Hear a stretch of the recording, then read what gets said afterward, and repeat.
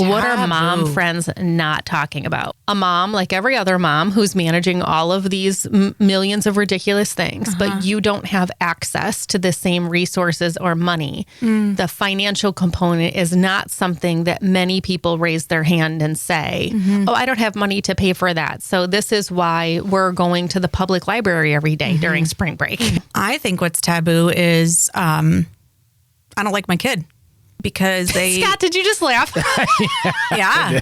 No, I don't like my kid because kid's an asshole. You mean like just generally? Yeah. I feel really remorseful about having a child and Yeah. wish I didn't because this isn't the life I wanted to live. that, or this kid is nothing like what I was hoping my kid would be like. I think there's a lot of people that really do feel that way. Y'all haven't watched our episode on mom guilt. Now's the time to go back and watch it because you want to talk about mom guilt. Those are things that just society has said, you don't get to have those feelings. You shove those right on down.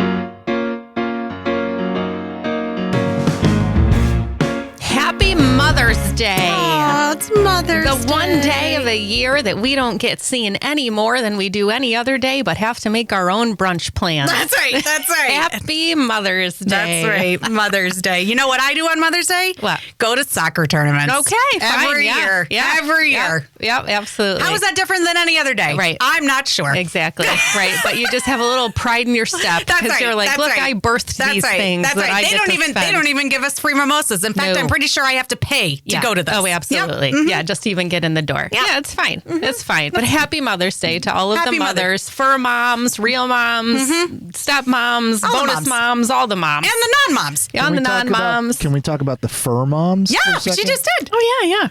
I love the fur You moms. said fur moms. And that's why Yeah.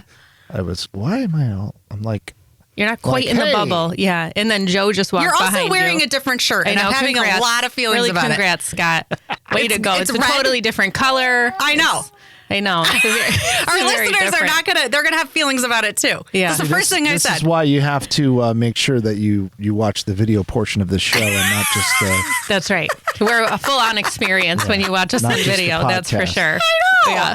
I know. Yeah. But speaking of Mother's Day, today we're going to talk about a super awesome and important topic Yeah. that we like to title The Invisible Load of Motherhood. I know. This is actually a topic you and I talk about quite often. Oh, all the time. It's probably with great deals multiple of times. frustration, actually. Probably a daily. It's weaved in daily to Yeah. our daily I conversations. thought you were talking about superhero porn, but you went another way. well, with it, that's- so. That's in there next too. episode. Yeah, that's next Yeah. episode. Yeah. Absolutely. Yes. Yeah. I mean, invisible. Yeah. I mean, it makes sense. But on today's episode, we're going to talk about the invisible weight of motherhood and what those little naggy things are that are sort of behind the scenes and out of touch for everyone else, but are things that are what we use to run our families, to keep things moving smoothly, the things that typically go unseen by those people in our life. So before we dive deep into that topic, you're going to hit us with some hippie voo. Hippie Boo, yeah. And this one's interesting. This is called The World, which I think we've had before.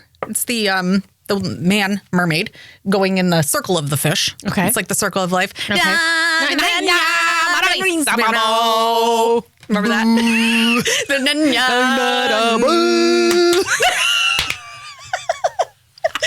Yeah, that's just Yeah. a little, little just hype a for your morning. little teaser, guys. Happy Mother's Day. We have more where that came from. Yeah, that's right. Follow us on the Facebook page to see more. All right, so this is called regeneration. All right, the world shows you that your life is regenerated and renewed as you finally find the success you seek and celebrate your achievements. You may receive a particular reward for your efforts. I mean, the invisible Okay. motherhood. What is the reward? A day away from the family? I mean, that What is sounds it? like the perfect Mother's Day gift in my mind. But then again, Yeah, right. Soccer tournament, here we go. You're not getting that. Yeah. you may receive a particular reward for your efforts. The card also shows a completion of a phase, such as a moving target or goal, finalizing a house move, or other major project. The world often comes up in readings to signify a relationship landmark, such as a wedding anniversary or renewing your vows. There are other opportunities to travel now, and if you are single or have a romantic adventure also. So the advice is to celebrate what you have achieved and embrace new opportunities. You will be full of energy and motivation. The world is your oyster. So I'm not really sure if this has anything to do with the invisible load. Found out, aren't we? But, maybe it has to do with empty nest. Okay. Yeah. Well, graduation is coming up. Some people are about to receive their ultimate reward. maybe those people who are at the end phase of their raising their children and they can celebrate all of the things that they've the fruits of their labor. The fruits of their labor. If they will. Maybe that's what the card is for. Right. Who We'll knows? find out. Who knows? We'll find out. But anyway, I thought it would be fun if we could just go back and forth with a few examples of things that we do day in and day out that go unnoticed, or in other words, are the invisible weight of motherhood, so that we could maybe exemplify for our listeners some things that this may encompass. Okay. Oh, I have some good ones. Okay. I'm sure you do too. Let me start. Okay. So when Carter was a baby and we would always have his, what do you call that? The stupid the bag that you carry, the diaper bag. The diaper bag. We would have his diaper bag. And I would be the only human being in my family that would know what size diapers he was in. So there are times someone wouldn't swap out the diapers and we'd get a baby that was in 4T diapers with still 2T diapers in the diaper bag because no one thought to swap them out. Oh, yeah. So one little thing that would be on my mind that wouldn't be on the mind of anyone else. How about just the concept that you would need to bring the diaper bag anywhere you need to go? Okay. How about that basic fact? Yeah, or that the diaper bag needed to be filled with all things like, are there still wipes in there? Are there diapers in there? Do you have a change of pants? Right. Do you have? Yeah. Okay. How about you call my husband and ask him who my kid's doctor is? Okay. Yeah. Okay. Would no you, idea? Yeah. Okay. I don't think he would know. Okay. So if you said to him, hey, could you please bring Taylor to the dentist today? His first question would be, who is it? Give me the answer. Who's Taylor? Yeah, right. Yeah. Okay. That's a good one. Oftentimes we joke and I say, hey, pop quiz, when's our daughter's birthday? Oh, come on. I mean, sometimes. Come on. Sometimes. Oh, God. Quick. What year? Quick, fast. That's not fair. I mean, okay. Which part isn't fair? That he The doesn't quick, know, quick, or that quick, she's quick. asking him? The quick part. I get all like, Yeah, I mean, the month and day. Sure, the year is a little tricky. Yeah. Fair. Yeah. Shit. Fair. And to be fair, I'll out myself in this one. I don't you too? always get the time of my son's See, birth that's where I correct. fall. Oh, the time. Yeah, the time. Okay. I knows I the usually- times. I don't know the time. I Okay. think it's 107, and Mark corrects me and tells me it's 109. Oh. So Okay, I 2 don't minutes know. off. Okay. Yeah, right. Okay. I knew it was in the afternoon. Hilarious. I do know that. Hilarious. All right, let me think of what else. I can tell you exactly what type of yogurt my child will eat and will not eat. I can tell you how much milk is left in the container and when it is that we need to be going to the grocery store to make sure that someone doesn't have to have dry ass cereal in the morning. That's right. Or just where basic supplies is in the house. How does not everybody know where that is? How come everybody has to come to us and say, Mom, where's the toilet paper? How do you not know? Right. And I'm not even the one that puts it away all the time. Right. And you still don't know. Right. My favorite is, you all know that I bought my beautiful hearth frame. Yeah. Remember when you got the skylight frame and you had like the rigged up version of something, then you sent it back, right? Well, my hearth is still going strong in my family because I got so angry that I was constantly answering questions about who's going here and what's the time and what time's basketball and blah, blah, blah, blah, blah, blah, blah. So I've created this beautiful hearth frame that now has every single thing you can possibly imagine on it. And still, I will get questions about, where is basketball tonight? It's on the hearth. Did you look at the hearth? I know. Oh no, I forgot to look at that. So again, invisible load of motherhood is also, I know where practices are, what time practices are, what time we have to leave for a certain practice in order to make sure that we're home. I know the bedtime routine. I know what happens if the bedtime routine is off. I know where we're going on vacation. I know what flights we're taking and what time we need to be there. My family legit this summer, we've booked 2 vacations. They'll we'll just wake get up. on that plane. Not having any clue what the airline is. They know where the airport is, but that's about it. Right? And where we're going and what we're doing and what has been paid for and All the things. absolutely no idea. My favorite is Christmas morning. Okay. Christmas morning. Yeah. Good we're one. all opening presents and my daughters are, thanks, Mom and Dad. And I look at Philip, I'm like, did you have any idea what was in any of those presents? No clue. Yeah. No clue. Right. He's just as excited to see what's in that present as they are. No clue. Yeah. Right. Yep. That's good. So essentially, all of these examples are different things that typically mothers are in charge of or are managing on a regular basis that have a tendency to not get any recognition or acknowledgement. I like to think of it as this ticker that is running in the back of my mind constantly throughout the day, from the minute my eyes open to the minute my eyes close at night. It's this running tickler file of all of the things that need to happen during a day. And the management and the coordination and the remembering these kind of things. Something as simple as Mark's actually wanted to go grocery shopping and will say, will you just make me the list and then I can go grocery shopping? And I've tried that a couple of times because I have really appreciated that, because I do enjoy going grocery shopping, but not when there's a million other things going on. But the problem is that what he will substitute for if he can't find the thing that's on the list is something no one else in the family is ever going to eat. Right? Or he will just sort of, my father and I was talking about this the other day. He was saying how my mother-in-law sent him to the store to get Pringles. And he heard cheese sauce. What? Yeah, I could see how that. And he heard Pringles cheese sauce. That's not a thing. Right. So he was looking for Pringles cheese sauce and he's not finding any Pringles cheese sauce. She just wanted him to get Pringles chips for Carter. So he does go to the extent of getting the cheese sauce that's not spicy, because he does know that Carter won't eat the spicy cheese sauce.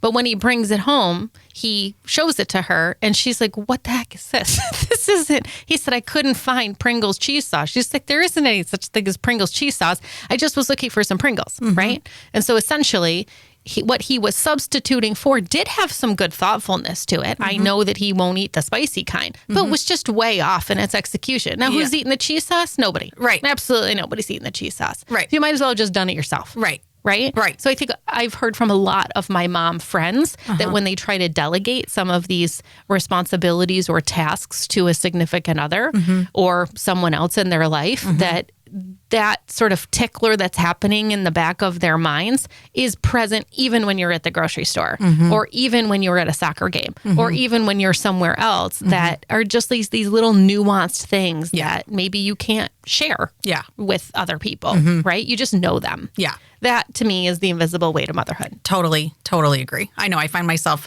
screenshotting and I'm like, and then I will go so far as to not only screenshot, but then take the markup and highlight specific things and circle and say, if it's not exactly this, we don't buy it. You have like an equation that's like a yellow circle equals check mark. And then yellow circle with a line through it equals do not buy. Right. And if question, call me. Yeah. Right. I know. That's so funny. Yeah. Now, in terms of impact, though, I think we need to talk about some of the impact that this has a tendency to have on our lives, probably also on the lives of other people around us, right? Who may want to step in, who may want to help out, but then just never feel like what it is that they're doing is good enough or will be good enough, right? So I know one of the ways that I struggle with this is I feel so overburdened by the invisible weight of motherhood. But I feel that way because I also have a full-time business. I also have chosen to be a college professor. I've also chosen to, do a podcast, right? And so I'm trying to sort of have my own life and have these things that really fulfill me while also being a mom. And being a mom is one of my most treasured parts of my identity, but also carries with it a pretty tremendous weight. Sure. And so when one of those other aspects, either my business starts to get a little bit unruly or it's the end of the semester for being a professor or whatever, the weight of motherhood is felt more so by me at those times. And that's where I start to feel resentful and angry and bitter and annoyed. And I start to just react in ways that don't necessarily feel true to who I am, but where I start to feel that nastiness come out more. Does that happen to you? It depends. Yeah. I mean, I guess it depends on the day and it depends on the season that you're in. And you're absolutely right. I mean, it ebbs and flows and it depends on, you know, are the holidays around? Because obviously more things are going on different times of the year, you know?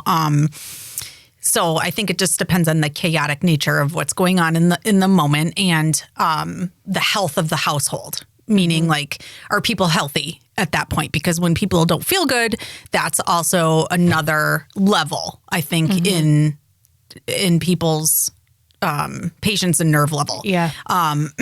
That's when I recognize for me, because for me, I enjoy the invisible load for me doesn't necessarily feel heavy to me because that's where I identify most. I feel the most alive and in the flow in those things. So it doesn't feel very heavy for me personally. That doesn't exist for a lot of people and that's totally fine. So, but when I don't feel good or when, like you said, work is really, really, really intense or when I'm traveling, my daughter, for example, she got hurt in a sports activity and my husband had to take her to an orthopedic, and I was in Texas. That sucked. That was hard. And I had to let that go. That was not okay for me. And it had nothing to do with the fact that I didn't trust or have the trust in my husband to take care of it. It was because I wasn't there. I wanted to be there. It had nothing to do with him. That kind of stuff, you know? So it ebbs and flows. It really ebbs and flows. Yeah. And for me, I think it does come down to health and mental stability. Yeah. Like you said, it's when it's chaotic, How it's much chaotic. is on our plates. Yeah. Right. Yeah. Right. Yeah. So I would love to hear from some of our listeners about the ways that the invisible load of motherhood impacts them. And I think maybe if we frame this in terms of 4 quick questions I want to ask you and that you can ask back to me. Yeah, I think we should both answer them. I'm curious what our listeners would have to say to these questions as well. I think they're good questions. Okay, so the first one, what aspect of motherhood goes most unnoticed? Specifically for me? Yeah. In terms of my partner? Nope, just in general. Any aspect of motherhood. What aspect of motherhood goes most unnoticed? I think the amount of things that need to get done in one day. I would agree with that. I don't think people, until you're a mom, realize what actually needs to be done. How much the mother brain is managing and holding space for. Because it's not just the daily things. It's the past, present, future, and then not just in your household, in your family unit, in your extended family, in your community, in your friendships, in your work, it's all the things. Yeah. That's the holding space for me. Mm-hmm. I think, yes, there are certain things like, do you remember to feed your child on time? But it's those, again, the invisible behind the scenes aspects of when you're worried about your child going to middle school because you don't trust that, the kids are going to be kind or that the teachers know what the heck that they're doing. That is running in the background as you're at your own job. Always. As you're worried about your other child. As you're wondering if you remembered to put your husband's medications in his lunch. That's right. Right? Like here's an example for today. Of those things. Today, the bus is late. I also know I'm 30 minutes from the podcast. We all know that, right? I also know that Scott... Everyone would think it was about 4 hours the way you talk about it, but that's fine. But we also know that Scott there's a tight time frame here, right? The bus is late because and I know there's major construction. However, I will not leave until my child is on that bus because if I do, I am 30 minutes away and she is home alone. She's 10. Right. She has to get on that bus. But it's more important for me to make sure she's safe on that bus than to be here on time. I have to make that choice Yep. There's always going to be a choice and somebody's going to be disappointed. And so, I don't think anybody would be disappointed in that choice. But Any reasonable person would be like, yeah, you got to wait for your kid. But it's not, right, but it's not going to be my kid. But if this wasn't you and this was my corporate job. Oh, right, yeah. It's always going to be my and kid. Also, I don't care. In terms of invisible, what ends up happening is that mothers have to then come into their corporate job and say, really sorry, I had to get my child on the bus. Then we feel like we have to explain why we had to get our child on the bus. Then we feel I have to pay to put her into daycare. Right. And make those choices. So again, everything comes down to choices and these kinds of things. Little right? puzzle pieces is what's coming to my mind, and how they all have to come together into the and it always comes most down to ideal values situation. and always comes down to these things and blah blah blah blah blah. So you can deduce blah blah blah blah blah. Right. So again, but it's that invisible burden. Right. It's that invisible. It's that judgment. No one knew that you made the active choice today to make sure that Sawyer got on the bus. Correct. And unless that you might have to take it on the chin and be late to the podcast and this, that, and the other Unless thing. I communicated that to you. Oh my God, but you'd be communicating all day, every day. And that I can't even imagine. That would be hilarious. That's a great skit.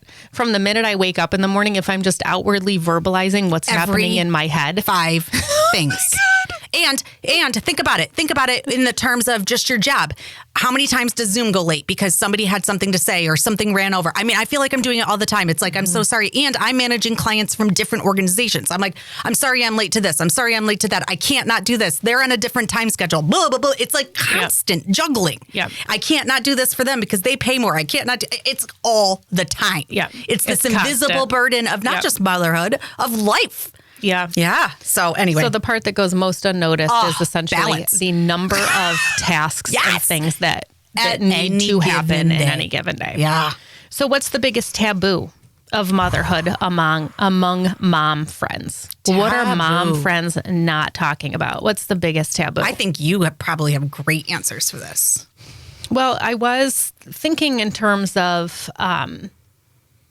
like if I'm sitting around a group of mom friends, what are the things that we're not talking about? And I would say we're getting better about talking about when someone appears to have their life completely beautifully together, not just trying to keep up with that. I now feel like I'm among a group of friends that are more like, well, that sounds really great. Today, actually, my child didn't eat until 3:00 in the afternoon because we completely forgot he was in his room, right? Like it's become more normalized to not have to try and. So that's one area that I think was taboo, was we're all just going to sit pretty and tell each other, oh my God, that's really great. And yes, we're doing that as well. So one of the things I think is taboo is money and motherhood. So when one parent or one mother in a mom group is like, oh, I just bought these new clothes, or I'm going on this vacation, or my kid's going to such and such a camp to the tune of whatever amount of money.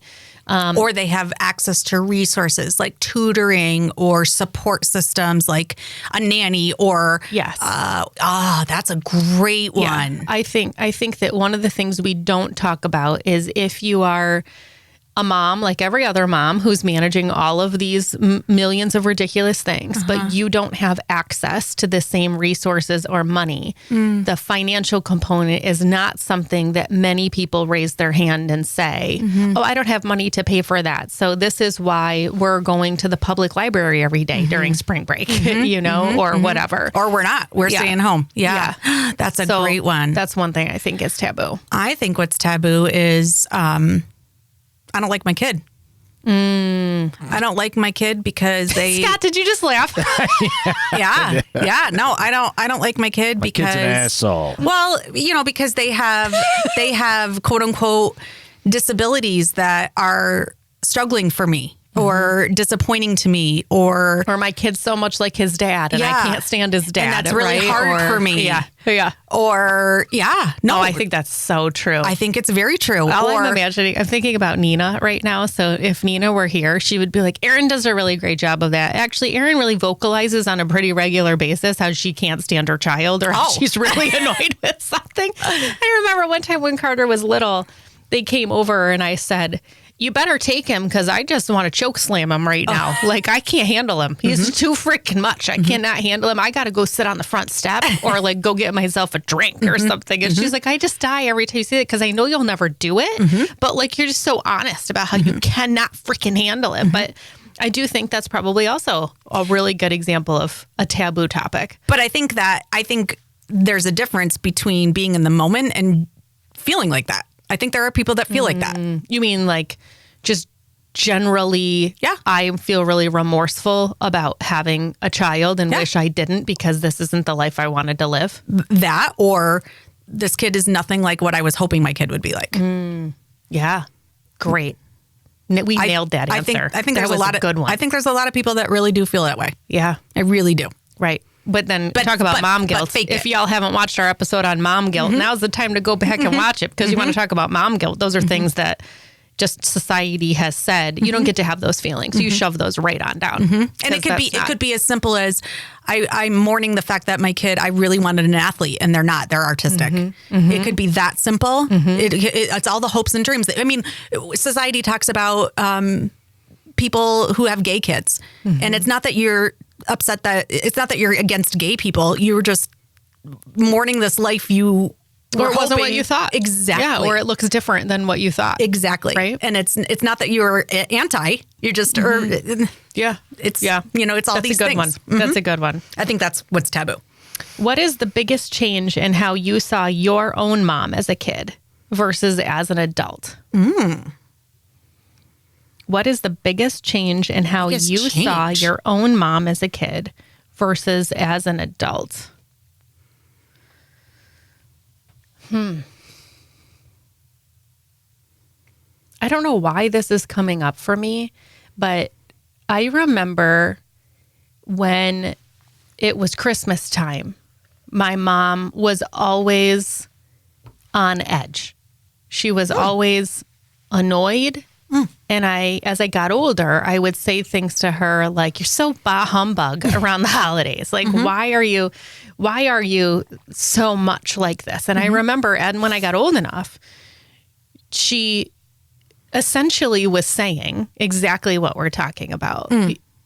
How else am I supposed to be when I'm working a full-time job, trying to manage the household, doing all the Christmas shopping, wrapping all the Christmas presents, knowing what all the children want, trying to keep the balanced budget equal, right? So Brian doesn't have between the children, $500 more than Aaron does, or whatever. Actual physical gifts, right? I know, trying to keep the numbers the same. The kids can actually multiply how much things cost. Yeah, I know. I think it's funny that parents actually think that's a thing.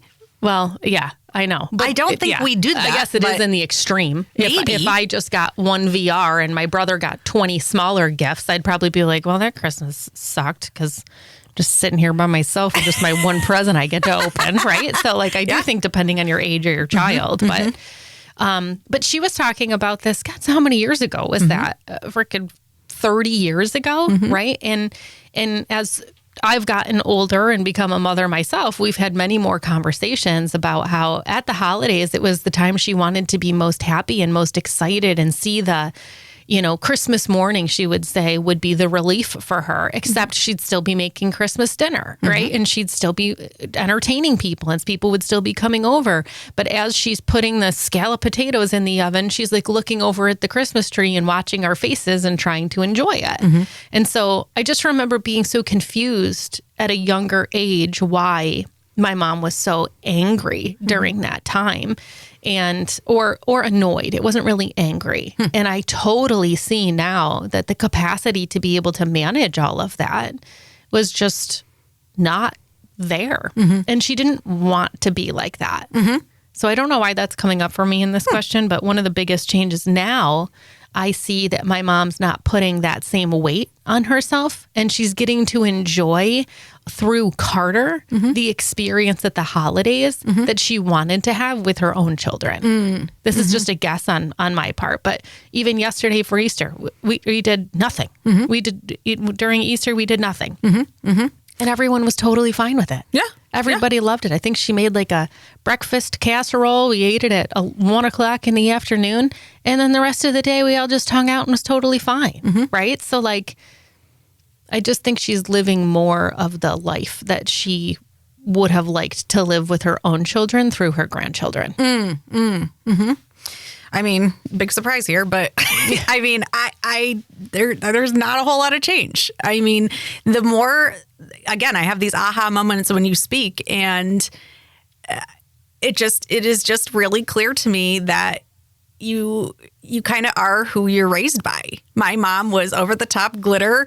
My mom was, even to this day, every Christmas present is wrapped a certain way with yarn and special things. And even the Easter presents that came were wrapped a certain way with stickers. And that's how I was raised. And whether or not that was what I was influenced by, or it's just who I am as an individual. I mean, hilarious. Erin and I were texting the night before Easter, and she's like, "What are you doing for Easter?" I'm like, "Well, right now I'm sitting here deciding if I'm doing a full-on escape room or if I'm doing an extra challenging Easter egg hunt." And she writes #glitter.